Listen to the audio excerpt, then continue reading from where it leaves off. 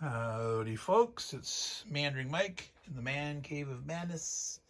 It's mid-afternoon and we're doing an unboxing of Banish the Snakes from GMT. This just arrived.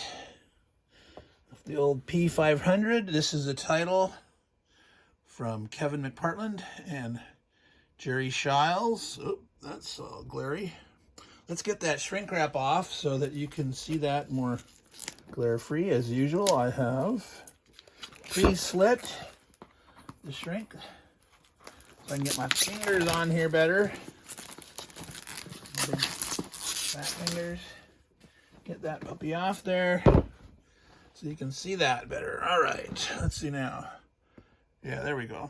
There's still some glare, of course, but all right, nice artwork. I believe that is supposed to be Saint Patrick. Yes, that Saint Patrick, patron saint of Ireland, is going to banish the snakes. So here's the back of the box. I'm gonna lay that down and I'm gonna zoom in a bit here. See what we can see there. So we have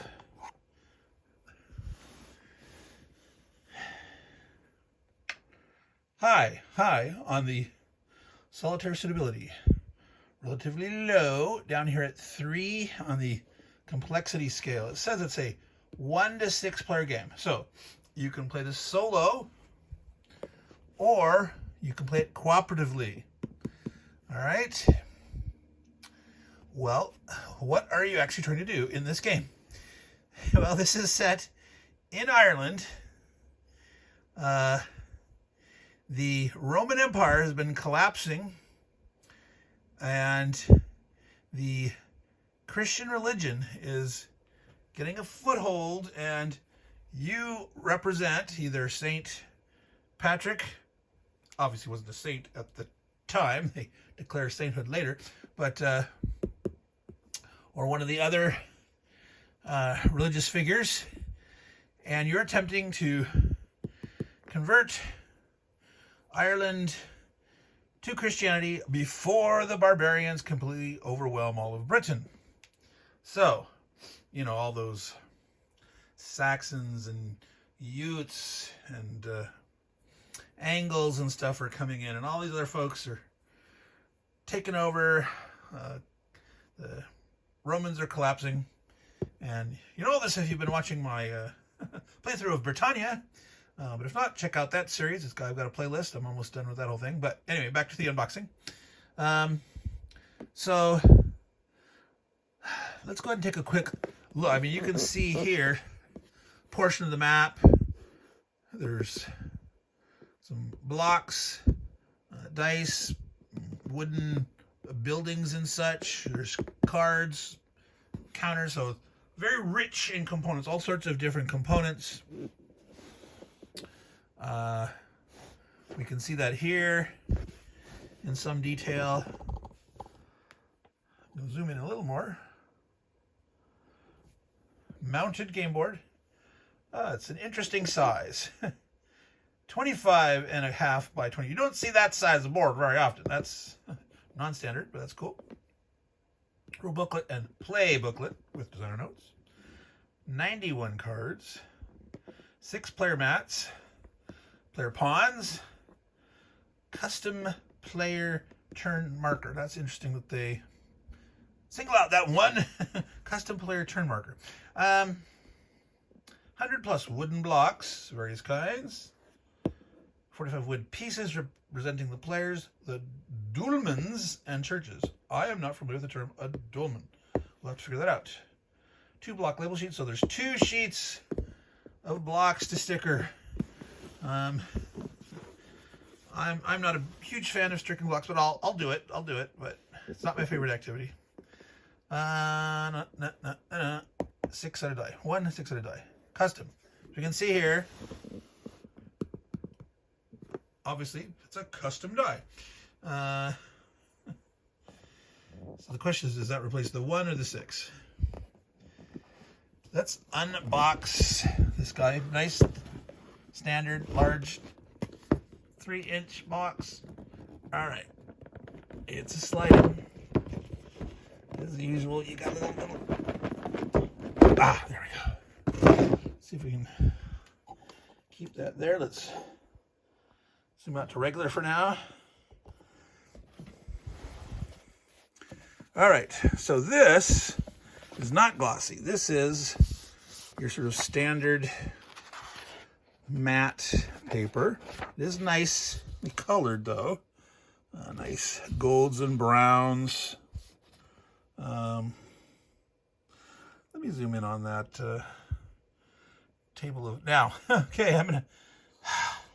I'm not a big fan of specialized fonts.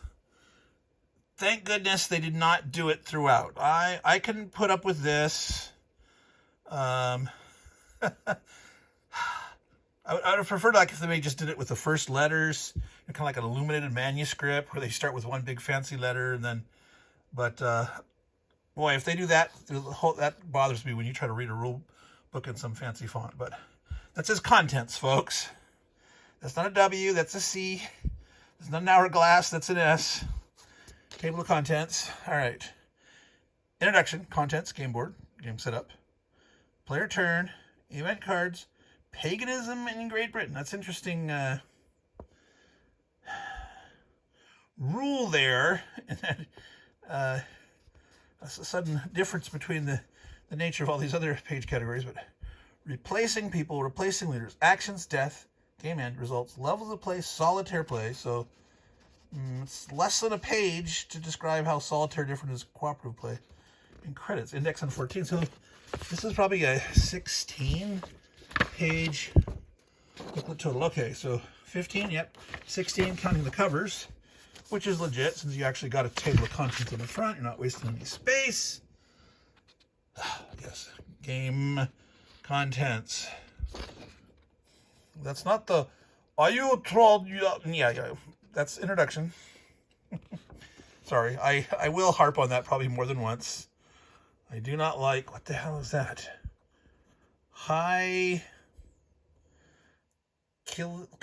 Oh yes, that's not an X, that's an S. Seat, something seat, high king seat. Wow. All right, I'll try not to gripe too much about that. See this. Nice, yes, subsection, nice readable font. I'm gonna have to go through and catch words that I keep. Wow, paganism.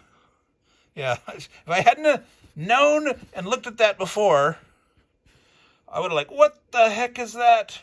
Pagaworm, pagawimu? No, paganism. All right. I'm loving the look of the game so far. I like what the little I've seen so far. You know, component-wise, this is a very nice rule book. I like the aesthetic of it. Influence diagram, player actions.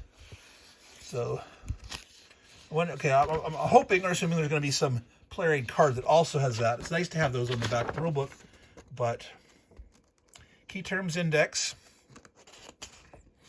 All right, I've been seeing this more and more in GMT games where they have, it's like literally a combination of a glossary, key terms, and an index. So you've got a term. This has a fair level of detail. Some of them I've seen. Did another unboxing recently that just had, 2 to 5 words, sort of explanation or for a description of the term, but it's got an index. See, so over there, telling you what sections. I think those are sections, not page numbers. Yeah, 10.1. There's no page 10.10 to 1 and 10.6. Those are sections. All right, which is also good if the living rules develop. You want you add enough errata or clarifications or addendum. The page numbers would keep changing, so referring to sections is the better way to do it. As long as, if every page pretty much has like this one doesn't have this page does not have a section number on it, but I can see over there's 11. So this is something in the 10 section. And if I see over here, okay, here's 10. 10.1. Oh yeah, this particular page had nothing, but over here we pick up with 10.2. So that's interesting. There's an entire page that does not have any section numbers. So that's kind of like an example of play or something there, though. All right, so that's a quick look at the rule book. Let's continue. Aha, here is the playbook. It says historic background and example of play. All right. There's that influence diagram again, so that's nice. It's bigger, it's easier to see. It's got some explanation on the side. We saw it over here. More of it here. So obviously this is something that's going to impact us over and over again in the course of play, this influence diagram. All right, introduction. Palladius? Palladius? I guess. That must be a name. Patrick.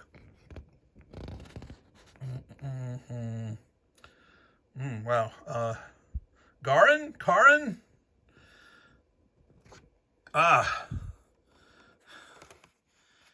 Ciarn, and I know that's not how you pronounce that. Like in Gaelic, in Irish, like Sharn, something like that. I don't remember. Goodness. Okay, I'm gonna have to translate some of this, but so nice detail. So not a lot of pictures in this section so far. Then maybe a couple of the people that they had paintings of or something. Painting styles in 500. Wow, was there? I don't think so. This must be later renditions and imagination of Renaissance painters or something like.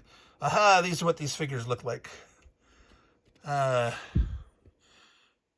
Notable action cards. All right, so, Arthur, King of Britain. Kneel of the 9 hostages. I have no idea what that means. Northwest Ulster. Obviously a figure of some important. Pelagius. Benignus of Armagh. Again, I'm not sure how I'm going to pronounce some of these things. Here we go. Example play starting on page 12. Shows map, cards in action, mats for the different religious figures. More turns. All right, so through to the end. So 5 pages of example, and there was a few pages of the notable action cards, and the rest was historical flavor for our various historical figures. All right, very nice. Oh, it's trying to escape. Sorry, folks. I'm going to tilt this down, so by default, you've seen enough of that artwork. Let you see the... All right. Wow. Is that a Z? Zeal, yes. Zeal, action points, convert, attempt, slider, convert, convert. Yeah, it's one of those things. Is it a person, a convert, or something you do? Convert. Place active saint card here. Okay, so your chart, each player has one of these. It's potentially, you might have one or more saints, different saints over time. I don't know if some of these guys get burned at the stake by the pagans, or when they try to banish the snakes bite back. I do not know. So these are basically generic, but colored. So I'm showing the pieces are these different colors, some of them. But each card is generic, and you place a card on it to show who it really is. Okay. Ooh boy. 2 pages of stickers. These are a lot of stickers per page. So sticker, sticker, sticker. Why do I get my wife to sticker these for me? Oh, Janelle.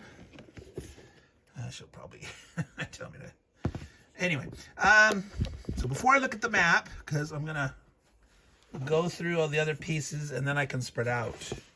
So I'm gonna move some of these things aside. Wow, there's quite a bit of stuff in here.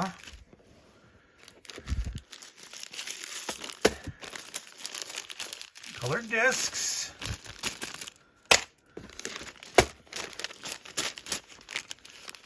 Blocks and cubes. So there's flatter blocks and there's cubes. The gray guys are cubes. The red and the, what's that? Sky blue, baby blue. It's not quite cyan. All right. Looks like traditional pawns. Some kind of a building. Probably a church with that kind of very steepled.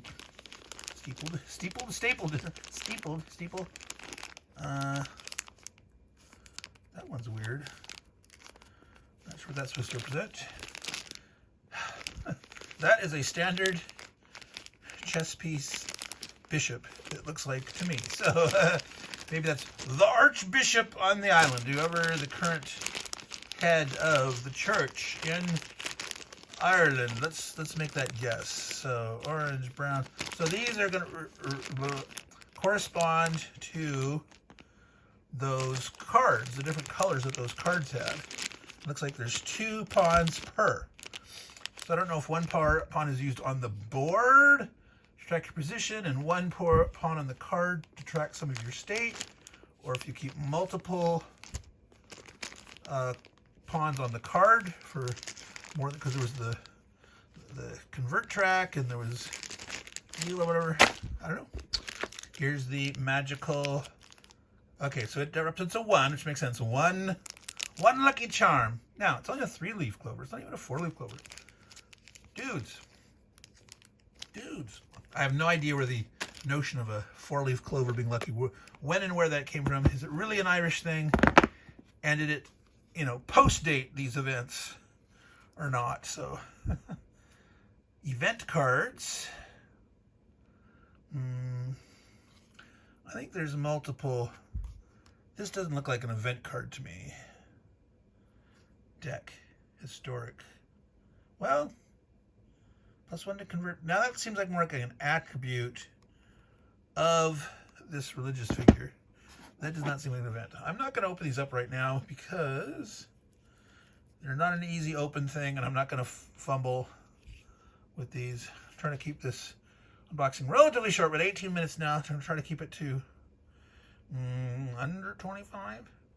We're about ready to open up the map soon, but well, there's a very saint deck. I would have thought that she was in the saint deck. Influence. Okay, there is that card. Okay, so maybe there's multiple of these. It'd be nice if each player could have one of those, right? To refer to that instead of a. Yeah, there are no big player aids in this. You got your card.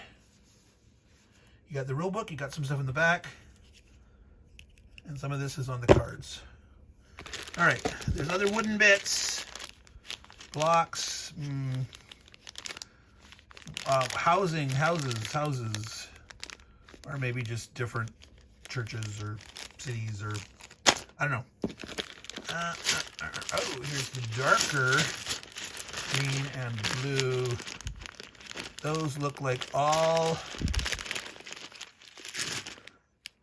blocks. All right, so I'm gonna throw those back in there. I'm not gonna do it super neat. You don't need to see me waste time. I'll go back in there pretty quick. All right, so I'm gonna be doing the map. So pull this aside, scoot this back. This is this odd size map. It said it was 25.5 by 22. I mean, normally you have like a 17 by 22, or double that, one side 34 by 22s. But 25.5 by 22. All right, you. Now I'm gonna put it sideways so it's less likely to tip. Now, unfortunately, some of these GMT maps just lie flat, really easy. I'm always very afraid of giving him the tiniest back bend. Because you know what happens if you apply too much force and rip. You're like, oh no. Now, you can, some people put plexi on it anyway, which is like normally the plexi's put on the paper maps. You can put some clips, like a bulldog clip or something on the side to hold those together better.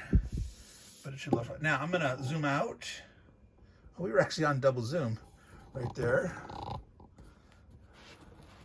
gonna go all the way out for a second. All right, to get the whole thing in there. All right, Ireland split into provinces or counties. Looks like there's bigger regions. Each region has two. I don't even know if that's the correct term, right? Region, area, province, counties, I do not know. This one has 3. Ulster, Connacht, Leinster, and Munster. So these appear to be counties. Let's call them counties. Counties and regions. I don't know. King. Hi, King. I'm going to zoom in a little. Normal zoom. See if you can, well, I'm going to zoom in double zoom. All right, so there's the king. Hi, King. King. Okay, so each one of these. So these are kingdoms and maybe counties within each kingdom. All right, there's a track for people, varying sizes. I don't know. 3, 4, 3. I'm going to zoom back out 1. So we can. Whoa, 5. 3, 3, 3, 3, 4, 5, 3. So max population varies by county. Again, not sure. I'm not going to spend the time to look it up right now. Druid / church. Chief. Number. So that looks like a die roll range or something. It's like a die roll distribution within a kingdom. If you're having to randomly point at one of these counties or pick one of the chiefs to take an action or something. I don't know. So 1 through 4, 5, 6. 1 through 4, 5, 6. 1, 2, 3, 4, 5, 6. 1, 2, 3, 4, 5, 6. Don't know if there's ever modifiers on those dice or not. It's kind of interesting. That a couple of these went 1 through 4s and 5, 6. That's interesting. So, they're doing it top down number. No. See, left to right, top down. But no, see, this province is here and here, but they went 1, 2.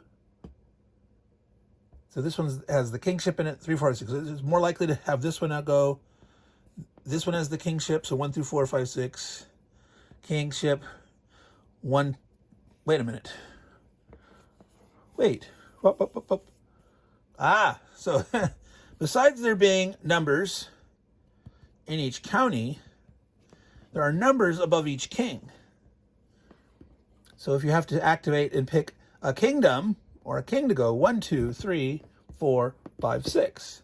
And within each kingdom, there's a die roll. So obviously part of the system for controlling probably the pagans, the barbarians, as the solitaire or cooperative Christian team.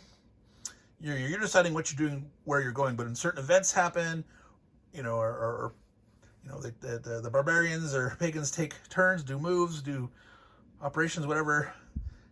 You just roll a couple dice to see where it happens. It's all an assumption. That's just a guess. That's Meandering Mike, meandering in his brain about game mechanisms and what I think I see here. So we will see. Druid church. So probably either the Druids are in place and the people are following the pagan ways, or at some point you build a church and try to get the people to follow the Christian ways. Assumptions, more assumptions, right? All right. Now, we're already at 25 minutes, but we're going to finish up real quick here. Let's look at a little bit more of this map. So this is showing, this looks like a progress in England of what's going on. So down here at the very bottom, there's a very cataclysmic looking picture that says, game ends. So it's you have to remember that Christianity was introduced into the island during the Roman occupation, right? So Christianity started to get a foothold in the Roman world, and the Romans helped spread it. Not necessarily on purpose everywhere, but some aspects of Roman rule and leadership and people under the Roman, spread Christianity. So once the Romans are bugging out and collapsing, this seems like, okay, how does paganism spread and retake over and basically eliminate Christianity in England? And you're over here trying to make sure that all of Ireland is converted to Christianity, solidified under Christian control before this all goes pagan. So this is your countdown to doom. This is your clock, your doomsday clock, in a sense. All right, Scotland, Strathclyde, which is just north of Galloway, just south of the Scottish border. Again, check out my Britannia playthroughs. England, and the end. All right, so that is the map for Banish the Snakes from GMT. Take a look at that box again. St. Patrick in Ireland and his fellow bishops, archbishops, other... All right, that was interesting. And again, this was by Kevin McPartland and Jerry Shiles. Graphics by Terry Leeds. It says copyright 2022. This came out, shipped in 2023, so technically this would be considered, in my mind, a 2023 release game. Not 2022, but, copyright differs from actual release schedule. So that's that, folks. If you're interested in these aspects of history, if you like solitaire games or cooperative games, if you want something that's a little different than your standard war game, if you ever played things like SPI's Old Almighty Fortress, or maybe GMT Here I Stand, or Virgin, if you're interested in those games that mix religion and politics and warfare. Now, this doesn't appear to have much warfare, but a little bit of religion, and assume there's some level of politics between these counties and kingdoms and affecting the religious play, etc. So this might be of interest to you. So that is my unboxing of Banish the Snakes from GMT. And to all you good folks out there, Meandering Mike saying goodbye, take care, and ciao.